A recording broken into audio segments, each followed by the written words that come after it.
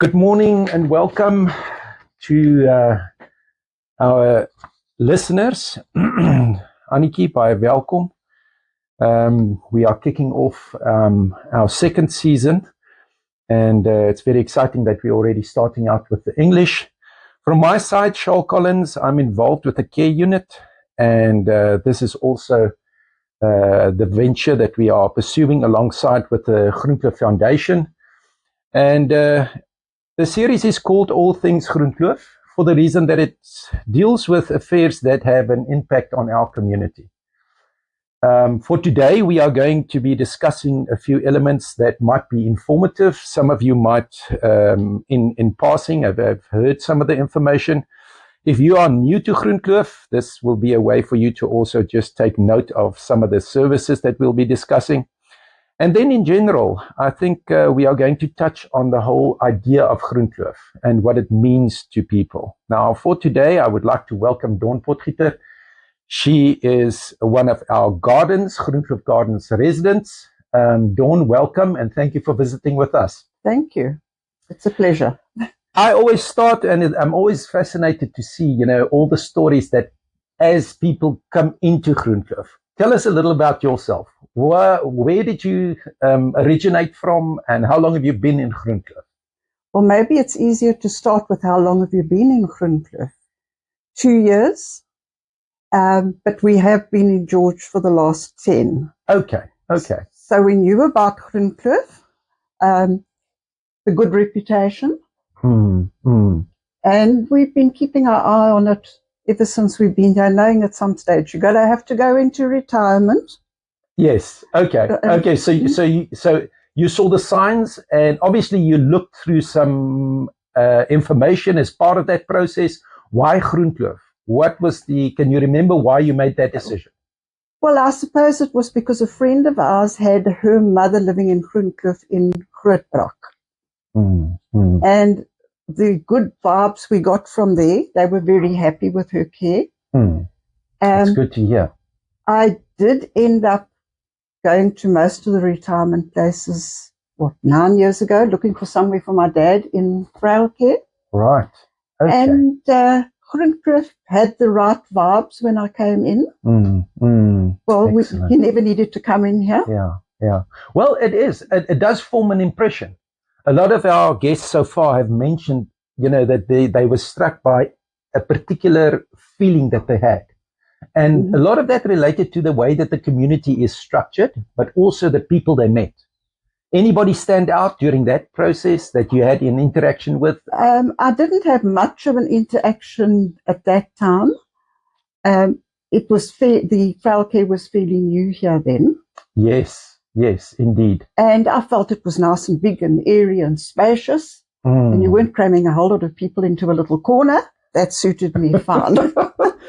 And with the gardens only starting out at that stage, yes. You had the benefit of actually enjoying the whole, what was that, Fynbos Ridge. I mean, it was all down there. That wasn't even started. There. Yes, they had not even started building the woods, or they just cleared. Yes. So Groenkloof was very new then. Yeah. Oh my. Well, that's marvelous. It's good.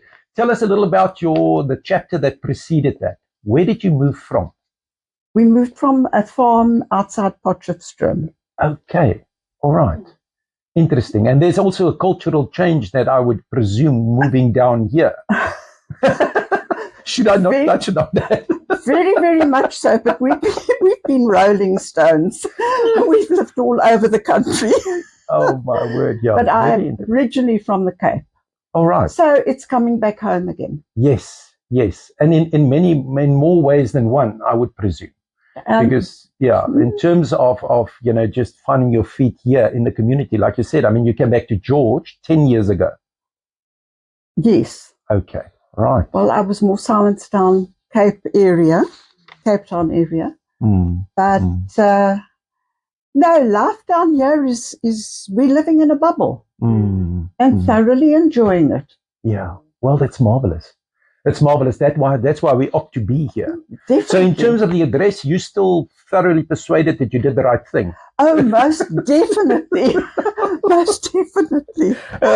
Totally relaxed here. Tell us something about the uniqueness. When I think about the Groenkloof community, what stands out for you in terms of the people that you are surrounded with? Well, they've come from all over the country. They all have something to offer. They're very interesting people. Yes. And I think most of us in Gardens feel the same way. Yeah. It's got a fabulous vibe. Yeah. Well, that's I think that good neighborly and that, familiar feel when you're dealing with people around you. I think that's what also attracts people to Groenkloof. Sort of a like-mindedness, if I can put it that way. Very much so. Yeah. And a shared value system. Yes. The fact that you feel comfortable enough, know that the people around you are like-minded, but also, you feel comfortable with them. Yeah. No, that's marvelous. Tell me something. In terms of your involvement currently, you are part of the communication committee. Now, that is the preceding body that would later on become the board of trustees, which would represent the affairs of the homeowners. Now, you've been a part of that committee, and your portfolio currently surrounds the care aspects. More the care side of it. Yes. So in that capacity, you most probably welcomed some people to the community as part during this 2 years. Were you involved in welcoming some people to your gardens area? Well, we welcome everybody that comes into the gardens. Okay, so you see them. We see them all. Well, that's everybody there does the same thing. Yeah, which is nice. Yeah. Well, I think that's also something. You're looking for groundedness, and if you have a good welcome and you have a hospitality that's actually presented to you, it makes it a lot easier to actually find that groundedness. In terms of some of the questions, what are some of the questions that the new residents pose to you with regard to Groenkloof, with regard to the services? Most of them have been very well versed before they move in. So they know what's waiting for them. Okay. It's just silly things like when they arrive, and the truck arrives and all the goods arrive and the panic sets in. Yeah. It's a stressful time moving at any stage. Yeah. Especially in this later phase of your life. Most definitely, when you don't know what to get rid of. Yeah. Put it all in the garage, leave the car parked in the driveway, and worry about it later. I can see that you've given some good advice to people along these lines. So, but in terms of some of the questions that people have, do you find that you say they're well versed? Do you think with regard to the care services that they know more or less what they're in for? Yes, most definitely they do. From my side, I realize that obviously when there's a lot of expectations. Let's put it that way. So I think it's also from my side, from the care side, it's also a challenge to actually define the services and to explain it to people. Because then if you're on the same page, there's no disillusionment. So that actually helps. Now for us, I would very much like to touch on two things, two aspects of care that are actually included in a homeowner's levy. So there is a contribution towards the clinic, the Groenkloof Clinic, and the other area that I think we should briefly discuss is the emergency stabilization. Now, my question to you, with regard to the Groenkloof Clinic, do you know what the extent of that service involves? You have been contributing for 2 years towards that. Do you have a good idea of what it's all about? Well, I haven't had to use it myself yet. Okay. But I do know of people in Gardens that have. And any particular memories that stand out? Little injuries, when they need bandaging. We haven't had anybody that needs to go there regularly for their BPs, etc. Yeah. But the fact that they are there for those, the odd little thing that you'd need a sister for. Yes. Is nice to know you don't have to go dragging all the way into town to a doctor. Yes. Well, that saves a lot. It does. And I think, even if the sister at the end of your appointment, still advise you to actually go to a GP. Now you've already been assisted so far. There's already been an assessment, not necessarily a full diagnosis, but enough was noted that advice could be, could stand you in good stead. Oh, but definitely, it relaxes you, makes you realize you don't have to panic. The help is there. I think I at this stage have to mention it because some of the listeners might or might not know about the Groenkloof Care Guide. Now, the Care Guide is it's something that had its origin about 2017. So it's been coming for some time. We've seen quite a few revisions of it. But the whole purpose of that document is to actually flesh it out, to define the service and to exactly explain it. So I think, coming back to the Groenkloof Clinic, we have a good discussion on the clinic services. And if I can maybe just, challenge you, because you're seeing as though you haven't made use of it, the recording of vital signs and the building of a profile, a medical profile, is also part of what makes the clinic service effective. So people might not have and suffer from a particular condition, but going to the clinic from time to time, having them, be part of recording your vital signs for you and so on, it does give you, it does afford us the opportunity that we build a profile for you. So then if you come to the clinic and you do suffer a particular ailment, we can immediately, start checking that against the profile that has been built up. So in that sense, yes, there's that element of monitoring. And then, yes, if you do go through an acute incident, the basic wound care and the basic assistance when it comes to some of these procedures, even post-op, removal of stitches, the basic stuff. So I would say that the clinic services, even though it's run and the sister involved, Sister Charlie Burger, is has some good experience with regard to clinic services, it still amounts to a basic service. One should not oversell it. But in that sense, that's exactly what people need from time to time. So in that sense, yeah, I can maybe just mention to you the clinic is available on Mondays, Wednesdays and Fridays between 10 and 12.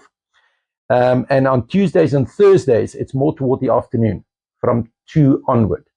And it does involve making an appointment.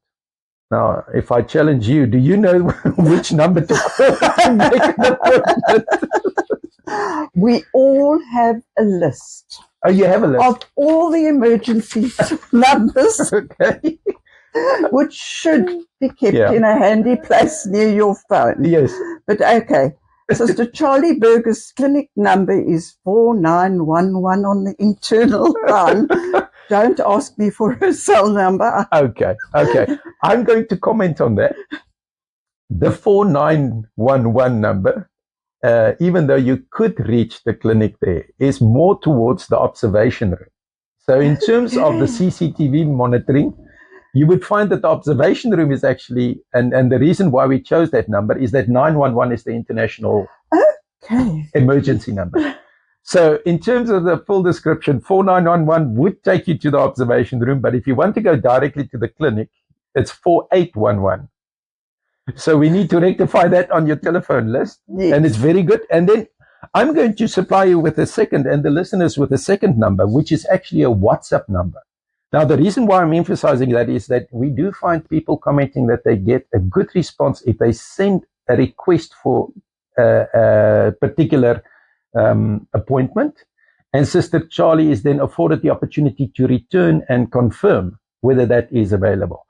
Now, the number, I'm just going to read it out, and I think, Aniki, towards the end, just remind me that we repeat it, is 066 310 8220. Now, again, that's a WhatsApp number primarily that people can use to make such an appointment. Dawn, did you learn anything new? I've learned something new. That's what this is part of. Because if you don't know it, then quite a few other people in the gardens most probably don't know it either. Well, the last discussion was that we should have another big get-together. Yes. most at definitely. the Young Pienaar Centre and inform people of all the updates, because Yes. Grootkloof is growing Yes. and changing all the time. It's Yeah. changing with the Yeah. times, Yeah. which is great. Brilliant idea. And I think towards the end, we should actually just, Aniki, we should put it on the calendar, because I think, the more we inform people, the more we can actually, have them benefit from these services. Anything else that you've heard about the clinic that is worth noting for people who might listen to this later on? No, not really. Okay. I want to move on to the second aspect, which is also included in your levy and which might or might not be clearly understood. That's the emergency stabilization service that Groenkloof offer. Now, the emergency stabilization service is called that for the precise reason that, again, we want to convey it's not a full paramedic service. And we've in the past had people comment and say, is this a full paramedic service? And it's not that. But it is a 24/7 response to an emergency situation. So in terms of your contribution, that's also, as a homeowner, it forms part of your monthly levy, and that's why it's important that we actually define it and flesh it out. But I think I would have to emphasize that the whole idea behind it is that you're looking at a life-threatening situation. Now, again, some people might have had experiences of that or not. Have you ever been confronted with a life-threatening situation? Not since I've been in Groenkloof. Okay, but some of your neighbors. Some of the neighbors have. Yeah. Okay.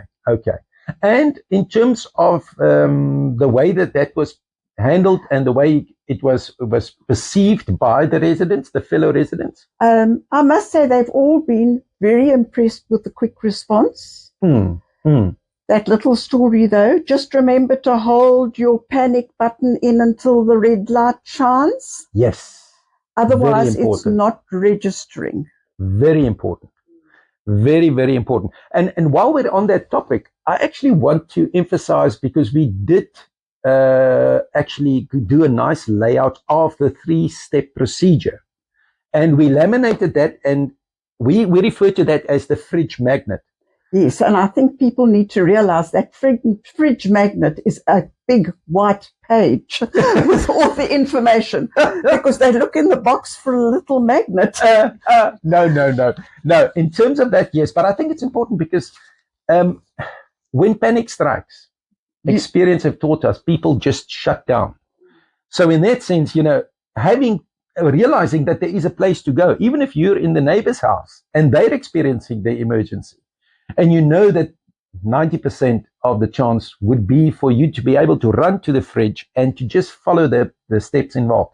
Now, the reason why I actually want to emphasize what you're saying, that whole procedure about keeping the button suppressed for 10 seconds is actually listed on there as one of the steps. Yes, it is. Yeah. And then I think what's important is also some of the other information with regard to that. The team is currently led by Sister Magda Puzane. She's the sister in charge of the emergency stabilization. And then I think, if people, from time to time, we encourage people to actually go through a test procedure. Now, again, at the bottom of the fridge magnet, we ask people to use a specific time slot so that we don't create chaos. And it does involve the call towards that observation, the call center, the 4911, and to inform people that you are going to require a test. Then if everybody's informed, you stay on the line and then you test your panic button. That would afford you the opportunity to actually go through the process, press the button, look for the LED light. But now, having gone through that, I think you're more adequately prepared to do that in a particular emergency. Most definitely. It's practice that makes perfect. Yes. Dawn, what does it mean for you to know that there is a 24/7 assistance line, a response unit in Groenkloof? One hell of a lot. Yes. There is no ways, if I or my husband had to fall or pass out, the other one can pick them up. Yeah. Just silly little things like that. Yeah. But when it is an emergency, stroke, whatever. Yeah. Yeah. It is nice to know that that little panic button is there. Somebody's going to assist you. Yes. And basically help you through all the steps of getting the person to hospital or whatever is needed. I think as part of that process also, just to be sent to the hospital with the correct information. Oh, very much so. So we, as part of that, because that's the purpose of that summary, the medical summary. Hanging at the back of the door. Hanging at the back of the door. That we need to keep up to date. Yes, yes. I see you are well briefed and you're ready to convey the message. Thanks for, Things change. Things change in your life. Change. And the thing is to realize that if the emergency, if the ambulance should take you to the emergency room, that you are actually, you've got all your relevant information with you.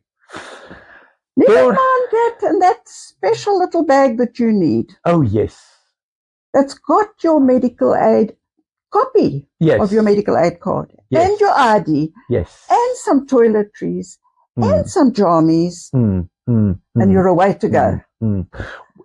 I call that the grabber bag. I don't know if that's the official name, but it's a little bag that you can grab in case of an emergency. Of any emergency. Yeah. Well, and then the response team is actually very good in the sense that they would calm down the situation and they would assist you with some packing, because we all need to realize that our cell phone charger might not be in the bag. And then, if you arrive at the hospital within 12 hours, your communication is gone. Mm-hmm. I think, yes. Dawn, thank you so much. The emergency stabilization is also one of the factors that I think people, need clarity on. I would like to comment in general. I would like to ask you, we have this idea that residents within a Groenkloof home is fairly self-sufficient. Is that your experience as well? Moving in, do you find that people still move around, they still travel, they are self-sufficient to that point? They're all over the country. Yeah, on vacation. On vacation, on bicycles. Yes. Hiking. Yeah. The activities that Groenkloof offers. Yeah. And what our gardens community have got themselves involved in and started is nobody can be bored. Yeah. Well, that's something, again, coming back to the community. That shared interest groups, if I can call it that. Mm-hmm. Because I know a good example for me is always the birders. They are a species on their own. Oh, they definitely are. So if you find like-minded people, immediately you're within a community and you have these excursions, which is now easy to organize because you've got fellow people to come in alongside. Mm-hmm. So the idea about clubs, I think, is still an evolving one within Groenkloof. Well, I think it will keep on growing as people's interests broaden. Yes, most definitely. In terms of the support, I'm just mentioning it to you because the thing is, in the role that you fulfill as the care representative, people might approach you, and I think it's important to realize that the care would be made available in steps. So initially, a person might need a particular form of care, assistance with showering or something like that.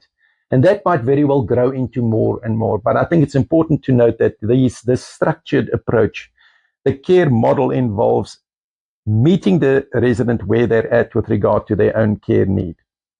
The lot in gardens that are having care, well, it's working fantastically. I haven't had any bad reports from them. And the thing is, the particular form of care, coming back to the Groenkloof Care Guide, I will also encourage people who listen to this, if they haven't had access to the Groenkloof Care Guide, it's something that we distribute, and that if they send us an email, that we can actually follow it up and send them a copy of that. But Dawn, thank you so much. I am going to conclude by asking you, if you had to describe Groenkloof in one sentence, can you think, what would be your anchor sentence when you think about Groenkloof? Maybe a happy place. Happy place. I like that. It's a lifestyle estate. I like it. It's not full of old fuddy-duddies. It's got a vibe. I love it. Dawn, thank you ever so much. Thanks for visiting with us and for being able to share your personal experience. Thank you for your open-heartedness. And yes, I look forward to some interaction from the community based on our discussion here. And yeah, thank you so much. I think the care elements that we discussed is something that's also noteworthy for current residents, but also for future residents. So in terms of our recording today, it's something that you might very well find handy to send to some family members or some residents if they haven't had experience of our All Things Groenkloof podcast series. I'm going to repeat the email address. It's allthingsgroenkloof, one word, @groenkloof.net. Any response, any questions, comments, or suggestions can be sent to that email address. And then I'm just going to repeat the number, the two numbers involved that was listed in this podcast. The direct number for the clinic is on your Clearwire line is 4811. That's the clinic number. And the other one, the international one that we are using is 4911. That is for the emergency observation room. The other one, I think it's worthwhile just repeating, is if you want to make an appointment for the clinic service, to send a WhatsApp to the following number, 066 310 8220. That concludes our discussion today. Dawn, like I said, privileged to have had you here. Go well, enjoy the rest of your morning. Thank you very much.